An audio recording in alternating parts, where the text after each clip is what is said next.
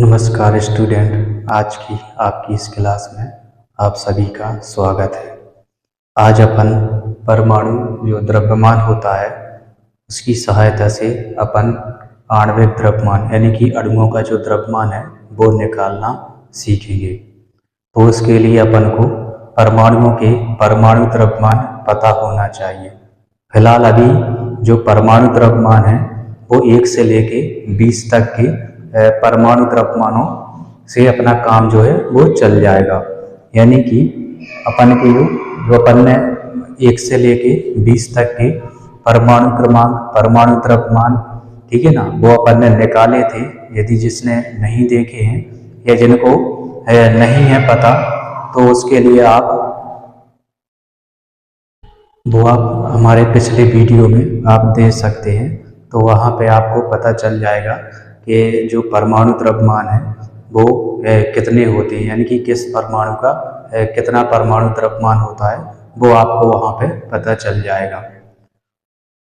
यहाँ पे अपन परमाणु द्रव्यमान की सहायता से इनका आणविक द्रव्यमान है ना निकालना सीखेंगे। तो सबसे पहले H2 है, तो सबसे पहले अपन H2 का आणविक द्रव्यमान निकालेंगे। H2 का आणविक द्रव्यमान, H2 का आणविक द्रव्यमान। तो सबसे पहले अपन H2 का आणविक द्रव्यमान निकालेंगे। इसमें अपन को ये देखना है कि इसमें कितने हाइड्रोजन है। तो जितने इसमें हाइड्रोजन है उसकी संख्या और इसका कितना परमाणु द्रव्यमान होता है वो अपन को लिखना होता है। तो यहाँ पे लिखना है अपन को, इसका जो फॉर्मूला है H2 का आणविक द्रव्यमान निकालने का, तो इसमें लिखना है अपन को परमाणु की संख्या।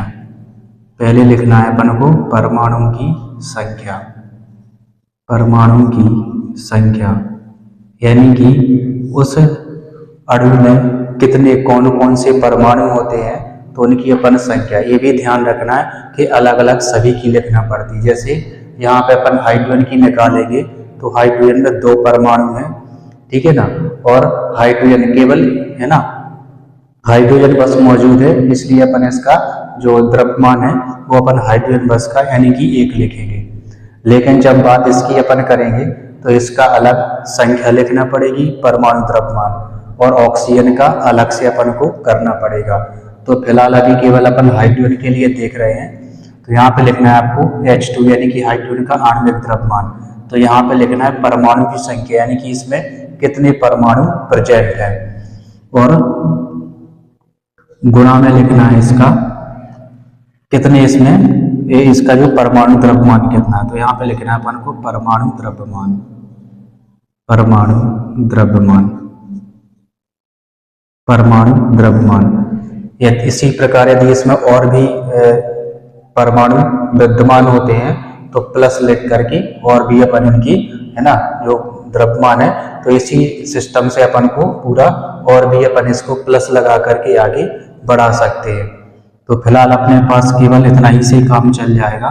तो इसमें अपन लिखेंगे हाइड्रोजन यानी कि परमाणु की संख्या। इसमें 2 हाइड्रोजन प्रेजेंट हैं, इसमें 2 हाइड्रोजन प्रेजेंट है तो अपन 2 लिख देंगे, और इसके बाद गुणा करना है और देखना कि परमाणु द्रव्यमान कितना होता है। तो परमाणु द्रव्यमान इसका होता है 1, इसको अपन कैलकुलेट करेंगे तो 2 आ जाएगा। तो जैसे अपन इसको कैलकुलेट करेंगे तो 2 आ जाएगा, 2, और यहाँ पे लिख देंगे अपन U का मतलब होता है यूनिफाइड, U का मतलब यूनिफाइड होता है। पहले इसको AMU लिखा जाता था, पहले इसको AMU लिखा जाता था, यानी कि एटॉमिक, AMU का पूरा नाम होता है atomic mass unit, atomic mass unit होता है इसका पूरा नाम।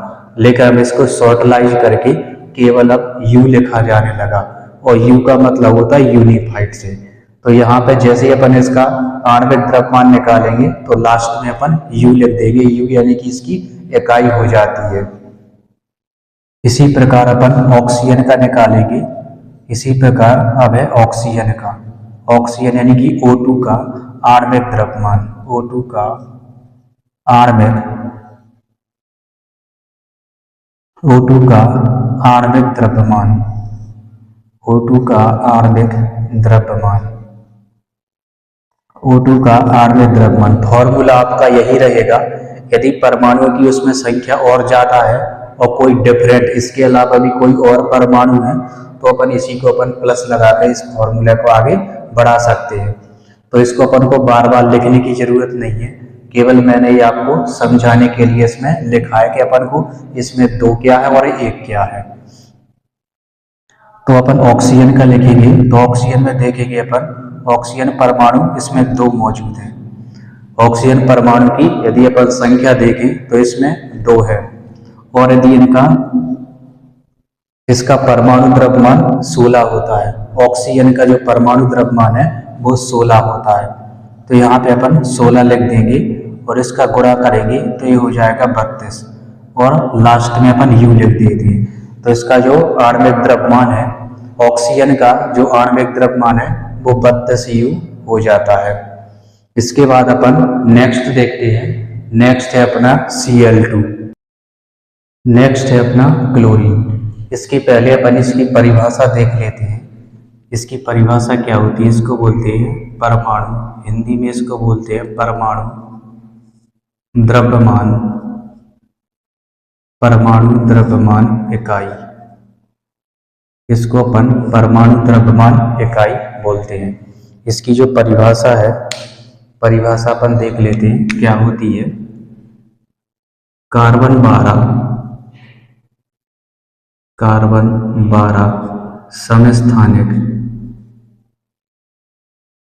ये समस्थानिक क्या होते हैं ये अपन पढ़ेंगे, ठीक है ना। जैसे अपन इनका सभी का परमाणु द्रव्यमान निकालना सीख जाएंगे, ठीक है ना, तो इसके बाद अपन समस्थानिक और समभारक के बारे में भी है ना पढ़ेंगे।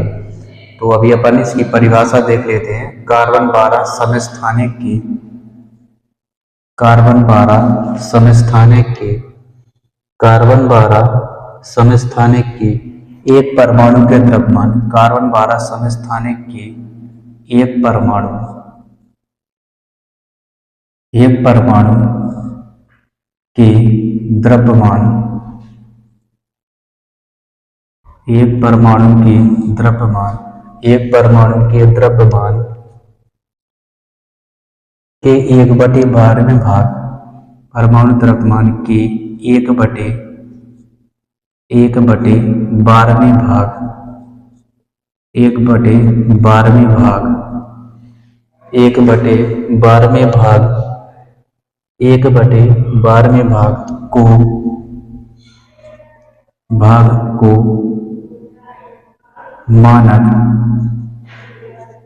मानक परमाणु द्रव्यमान इकाई, मानक परमाणु द्रव्यमान, मानक परमाणु द्रव्यमान इकाई, मानक परमाणु द्रव्यमान इकाई कहते हैं, इकाई कहते हैं। मानक परमाणु द्रव्यमान इकाई कहते हैं, ये इसकी परिभाषा हो जाती है। कार्बन 12 समस्थानिक, तो अपन समस्थानिक के बारे में भी पढ़ेंगे, ठीक है ना। इसके बाद अपना जो नेक्स्ट है वो है क्लोरीन का। तो यहाँ पे अपन देखेंगे तीसरे नंबर पे है क्लोरीन, यानी कि Cl2 का आणविक द्रव्यमान, Cl2 का आणविक द्रव्यमान, Cl2 का आणविक द्रव्यमान, Cl2 का आणविक द्रव्यमान। तो अपन क्लोरीन की देखेंगे संख्या, तो क्लोरीन कितने हैं, इसमें 2 प्रेजेंट है, क्लोरीन है इसमें 2। इसके बाद बड़ा क्लोरीन का जो परमाणु क्रमांक है वो 35.5 होता है।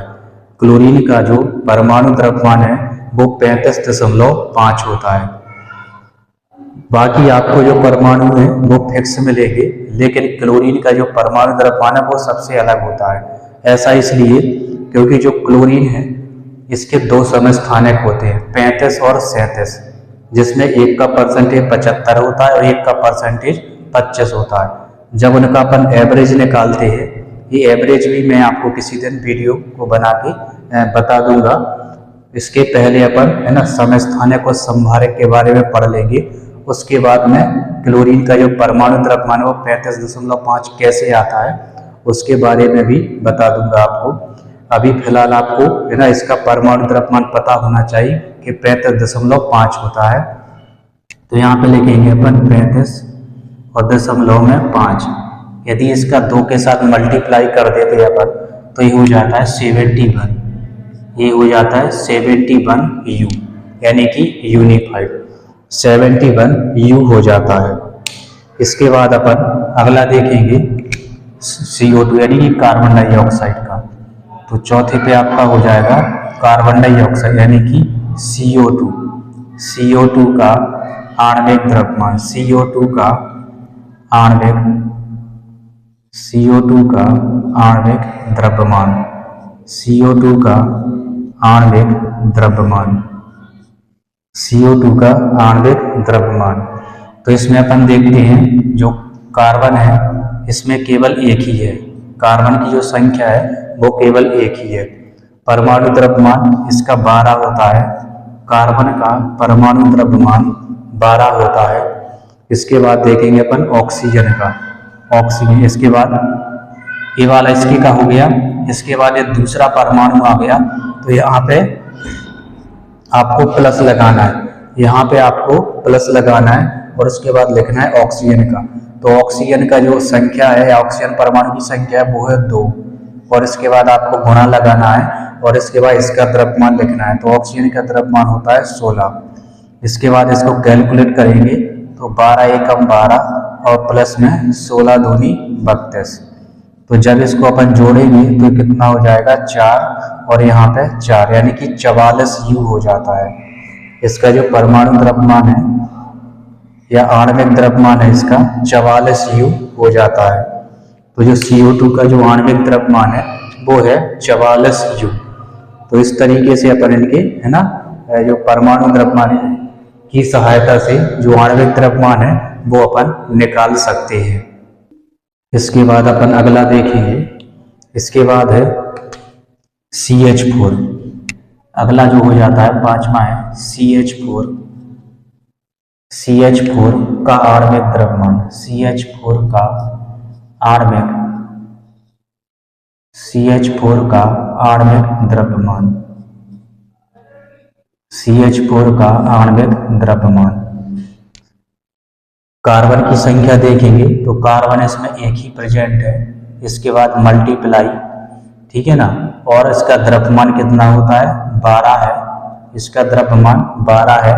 इसके बाद प्लस लगाना है, हाइड्रोजन की संख्या लिखना है 4। हाइड्रोजन कितने हैं इसमें 4 है, और गुणा में आपको द्रव्यमान लिखना है। तो द्रव्यमान इसका 1 होता है। इसको कैलकुलेट करेंगे तो ये 12 हो जाएगा और ये 4, और 12 4 यानी कि 16। तो इसका जो आणविक द्रव्यमान है वो 16 U हो जाता है। इसका जो आणविक द्रव्यमान है वो 16 U हो जाता है। इसके बाद अगला देखते हैं अपन, है ना, 6वां है। इसके बाद अगला देखेंगे अपन, ये है C2H6। C2H6 का आणविक द्रव्यमान, C2H6 का, मैं इसको इरेज कर दे रहा हूँ, इसमें ये दिखेगा नहीं, मैं इसको इरेज कर दे रहा हूँ। इसके बाद 6वां है C2H6 का आणविक द्रव्यमान।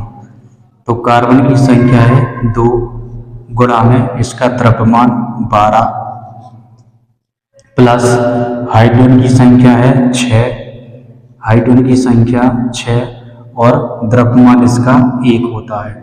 इसको अपन कैलकुलेट करेंगे तो 12 दूनी 24, 24 और 6 30, 24 और 6 30, यानी कि इसका जो आणविक द्रव्यमान है, आणविक द्रव्यमान इसका 30 U हो जाता है। इसका आणविक द्रव्यमान 30 U हो जाता है। इसके बाद अपन इसका देखेंगे, 7वें नंबर पे है C2H4।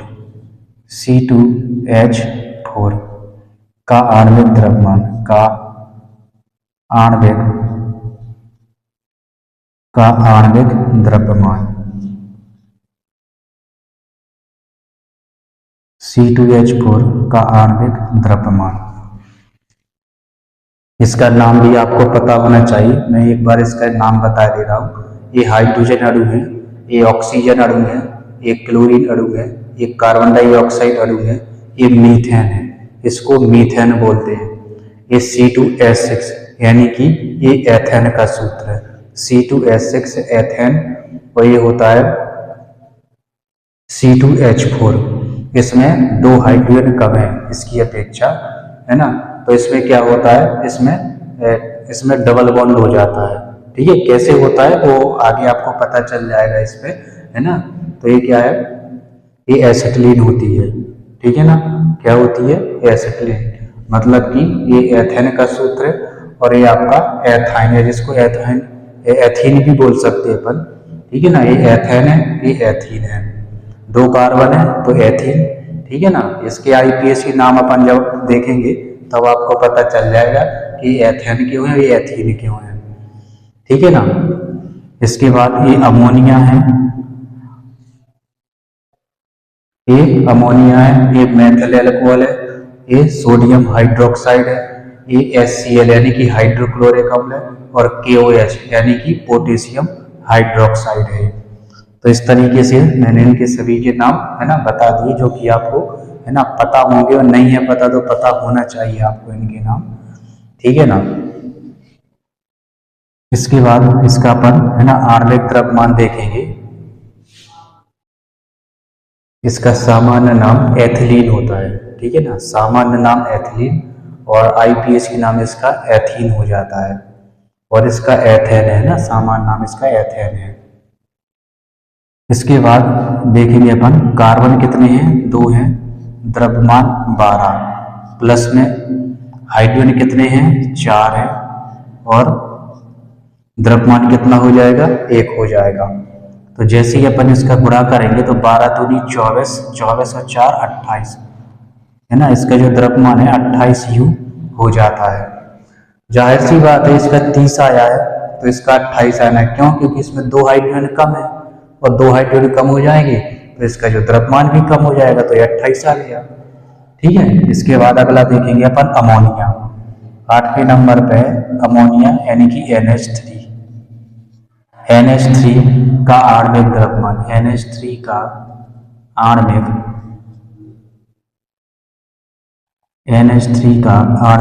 द्रव्यमान। अगला है NH3 का आणविक द्रव्यमान।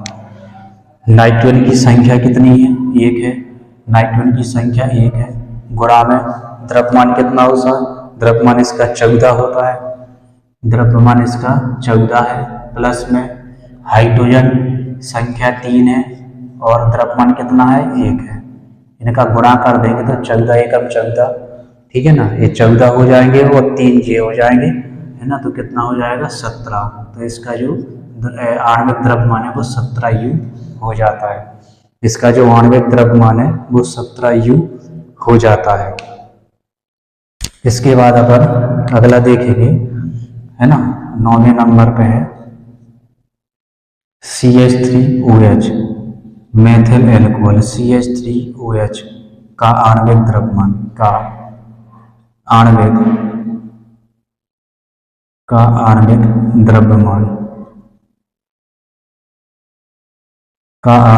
द्रव्यमान CH3OH, है ना, मेथिल अल्कोहल का आणविक द्रव्यमान। कार्बन की संख्या मैं यहाँ पे लिख रहा हूँ इसको, कार्बन की संख्या 1 है, द्रव्यमान 12, प्लस में हाइड्रोजन कितने हैं, 3 है, द्रव्यमान 1 है, प्लस ऑक्सीजन कितना है, 1 है, ऑक्सीजन 1 है, द्रव्यमान 16 हो जाता है, और प्लस में हाइड्रोजन कितना है, 1 है, और द्रव्यमान कितना हो जाता है, 1 ही हो जाता है। इसको अपन कैलकुलेट करेंगे, तो 12 एकम 12, ये 12 हो जाता है, यहाँ पे ये 3 हो जाएगा, यहाँ पे 16 हो जाएगा, और यहाँ पे 1 हो जाएगा। सभी को अपन जोड़ देते हैं, 12 3 15, ठीक है ना, और 15 दूनी 30, 31 और 32। तो इसका जो द्रव्यमान है वो 32U हो जाता है। इसका जो द्रव्यमान है वो 32U हो जाता है। इसका जो द्रव्यमान है वो 32U, आणविक द्रव्यमान 32U हो जाएगा। इसके बाद अपन नेक्स्ट देखते हैं NaOH। 10वें नंबर पे है NaOH। NaOH का आणविक द्रव्यमान, NaOH का आणविक द्रव्यमान, NaOH का आणविक द्रव्यमान सोडियम की, यानी Na मतलब सोडियम कितना है, 1 है, द्रव्यमान इसका 23 होता है। जो सोडियम है, ठीक है ना, इसका जो परमाणु द्रव्यमान है वो 23 होता है। इसके बाद प्लस में ऑक्सीजन का लिखना है, संख्या 1 है और इसका जो द्रव्यमान है वो 16 हो जाता है। फिर प्लस में हाइड्रोजन कितना है, 1 है और द्रव्यमान इसका 1 हो जाता है। हाइड्रोजन 1 है और इसका द्रव्यमान भी 1 हो जाता है। इसका जैसे अपन गुणा करेंगे तो ये हो जाएगा 23 से कम 23 प्लस में 16 और 1 ये हो जाएगा, ठीक है ना। इसको जोड़ेंगे अपन तो 23 और 1 24, 24 और 6 कितने हो जाते हैं, 30 और है ना, और 10 40, यानी कि 40 U हो जाएगा। इसका जो द्रव्यमान है NaOH का आणविक द्रव्यमान वो 40 U हो जाता है।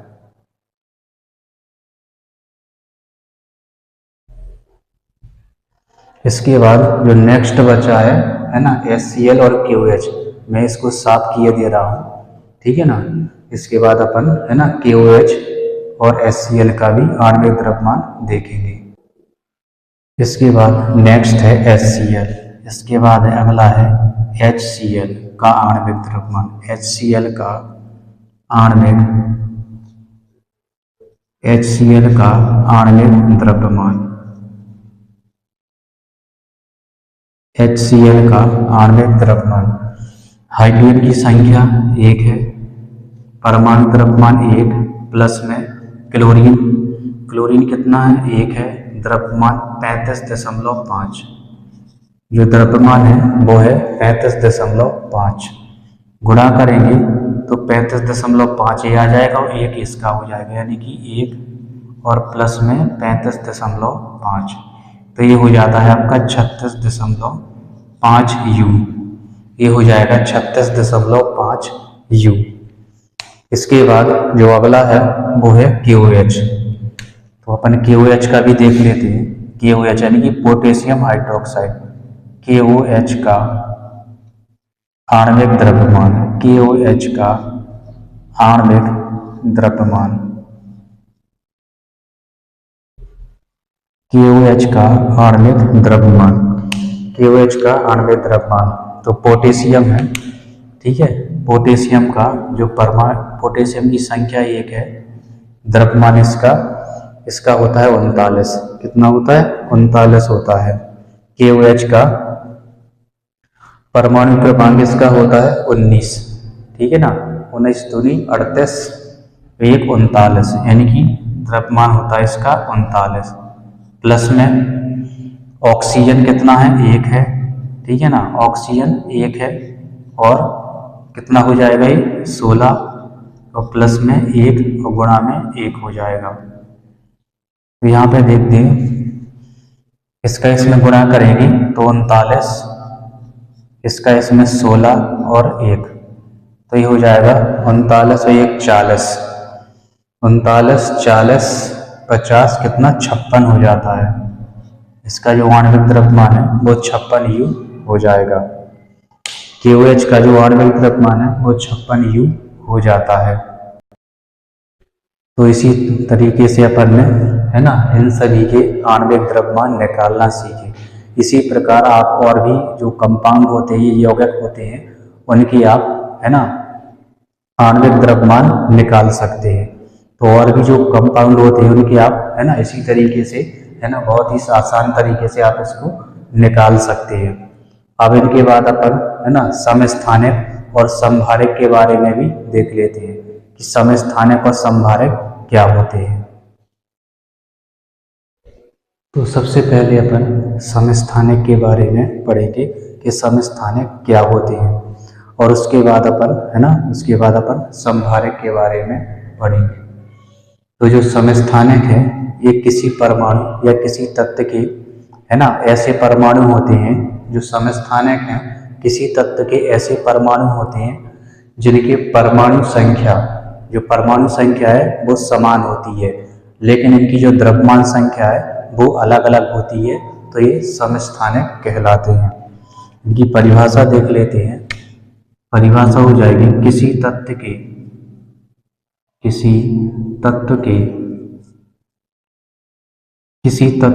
ऐसे परमाणु, किसी तत्व के ऐसे परमाणु जिनकी परमाणु संख्या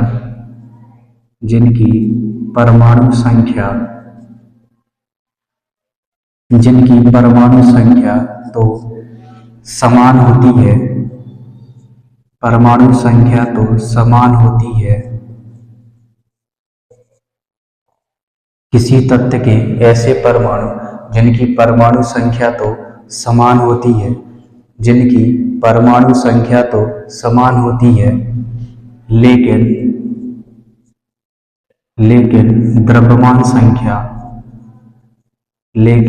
द्रव्यमान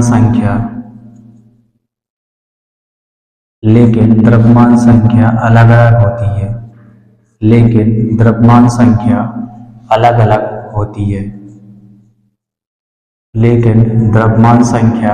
अलग अलग होती है, किसी तत्व के ऐसे परमाणु जिनकी परमाणु संख्या तो समान होती है लेकिन द्रव्यमान संख्या अलग अलग होती है, समस्थानिक कहलाते हैं। समस्थानिक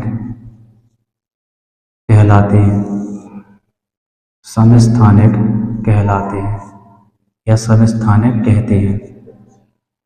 इंग्लिश में इनको आइसोटोप्स बोला जाता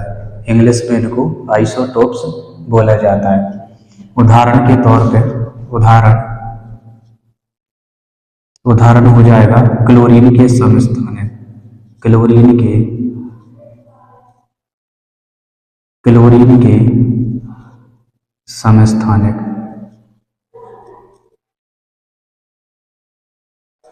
क्लोरीन के समस्थानिक। तो जो क्लोरीन है प्रकृति में दो रूपों यानी कि दो समस्थानिकों में पाया जाता है।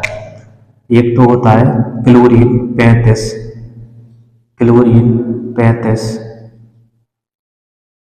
और एक होता है क्लोरीन